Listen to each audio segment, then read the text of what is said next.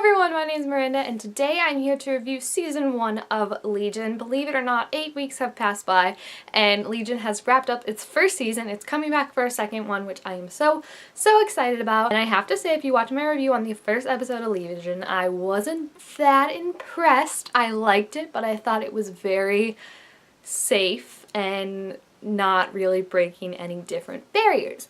Well, as the season progressed, I have to say that I absolutely loved this show. Like, I was so surprised by how much I really started looking forward to it and binging it and watching it and freaking out over it, and it was really, really great. There's so much to talk about, but if you haven't seen this season of Legion, and especially the last episode, the final episode of the first season, thank you so much for stopping by, but we're gonna have to part ways for now because I don't want to spoil anything for you. So I will see you guys next time. Bye for now, non-spoilers. So this whole thing, man. The weird thing is, like, I like David as a protagonist. He grew on me more than I thought I would, but I think why I like this show so much is that it didn't always focus on David. Like, what I actually really liked was that when it focused more on Sydney and her relationship to David. That's when I was like, wow, I kind of really was invested in it and just how their relationship, as weird as it was to me in the beginning because it was kind of like they just met and fell in love, their relationship really was like a foundation of this season, and seeing how much they would go out to try and protect each other and the lengths they would go to trust each other and protect each other was really amazing. Like, one of my favorite episodes was when David was in his coma in the astral plane and Sydney had to go out and kind of interview his old therapist and his old girlfriend and try and figure out what they were seeing and what was true and what was not true. And I think she narrated that episode, all of it. So that's why I just really liked it, because I feel like through Sydney, Sydney was like how we were seeing David, kind of, you know, like we wanted to believe in him, but we still weren't sure what we were seeing, what was true and what wasn't. So I really like those episodes where we kind of looked at it through someone else's eyes, because it kind of made it seem like what we were doing. Like, we're looking at David not through David's eyes, because we know that David can't be trusted, but through someone who's trying to figure out what we can and what we can't believe about David and his memories. So I really, really like that, and I think Sydney really did grow on me. I like that they gave her so much more to do. I feel like she was such an important part of this season, and I honestly, in the last episode when she was going to switch in with David's body, I really thought she was going to be the big bad of season 2, and I'm kind of like, even though that's what I thought was coming, I'm kind of disappointed it wasn't, just because that fight scene we had versus Carrie, versus the Shadow King in Carrie's body and David, I think that would have been so much more emotionally fraught if it was the Shadow King in Sydney's body versus David, because we know, like, all the sacrifices and love that these two have for each other, but now they're facing off because someone is controlling the woman that he loves. And I thought that would have been really interesting, but at the same time, I don't know, like, I get why they had the Shadow King go in Carrie's body, because she's obviously the best fighter out of all of them, right? So that makes sense that it would want to get in Carrie's body, but at the same time, I was just a bit confused because I don't know. I guess I thought that, like, the Shadow King could get in Sydney because they had shared wavelengths before, but I was, like, confused how it just so easily seemed to get in Carrie, I think just because of Sydney's powers. But I don't know, I would have liked if Sid was the big bad, because I feel like it would have given the actress like a really cool, like, I love what she's done with Sid this season, you know how she's played it, but it would have given her like a really cool, like, twisted side that she could have worked with, and it would have added to her and David's relationship, this whole dynamic, and Lenny's relationship with David too, because now you're not in David's brain, but you're messing with the woman he loves.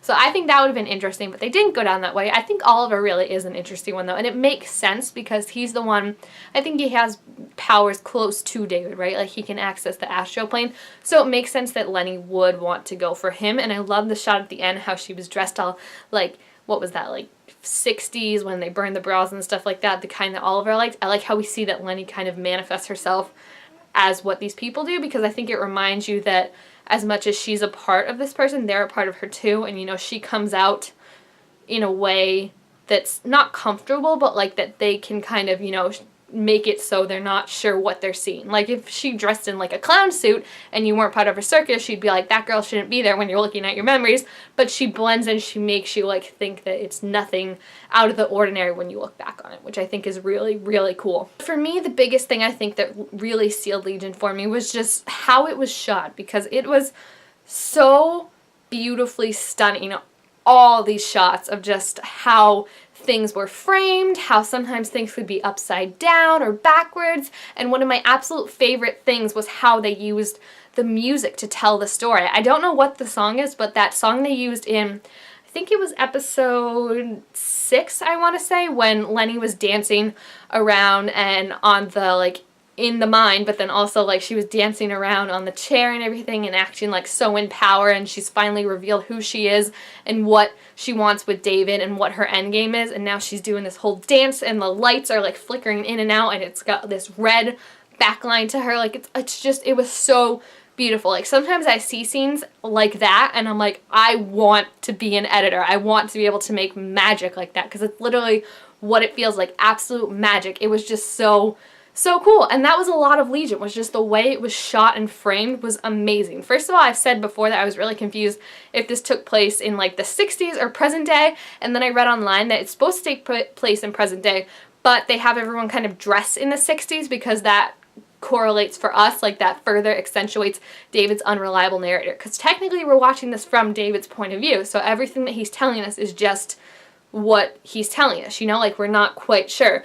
So I think that was really cool and, like, a really nice touch, and just so much of the show was just beautifully edited. The special effects were amazing. They're my favorite kind of special effects. They're like the Stranger Things special effects and the Star Wars Force Awakens, where they're, like, real special effects, if that makes sense. Like, instead of a green screen, it's actually, like, you're doing stuff to make it look that way, and I really loved it. I'm so excited to see what it's going to look like in season 2. Now we just need to talk for a second about Aubrey Plaza, because I have to say, Lenny, I didn't really get her in the beginning. Like, she died and I was like, okay, whatever, like, I'll miss her. But Aubrey Plaza did something amazing with this villain as the Shadow King and Lenny, because she played so many different facets of it.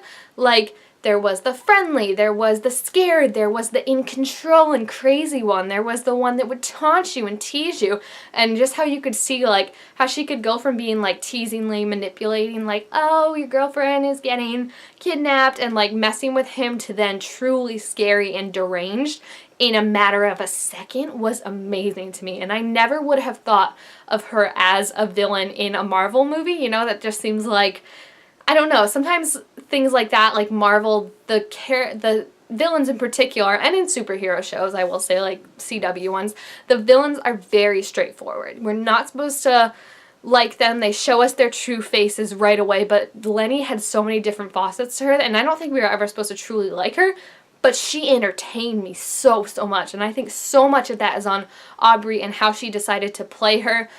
It was just amazing. I fell in love with it, and that's why, even though I was hoping they would wrap the Shadow King storyline up, because I really wanted to see how they took down this powerful being, I'm okay with it being in season 2, because I feel like it's a reset, you know, so now it's going to be Lenny, but it's going to be a different version of Lenny than we got with David, because Oliver and David are different people, and I think it's going to be interesting how we see her now play that, where before she was, like, decaying and going crazy, now she's kind of back in control, and I think that's going to be really cool to see how she plays it, so I think that's why I'm okay with it.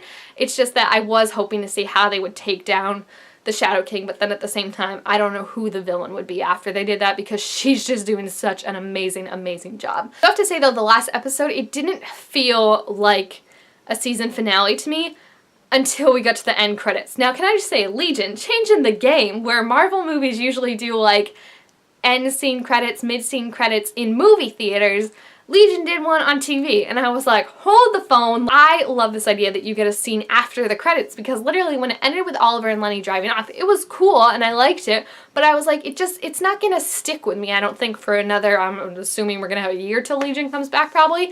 But then David and Sydney are talking, and we see David get absorbed by this drone thing, and that was the moment I was like, oh, the fact that that was the last, like, 30 seconds they chose to show definitely stuck with me, and I'm so happy, because until then I was like, okay, it's good, but, like, it's nothing that's really, like, made my jaw drop, you know?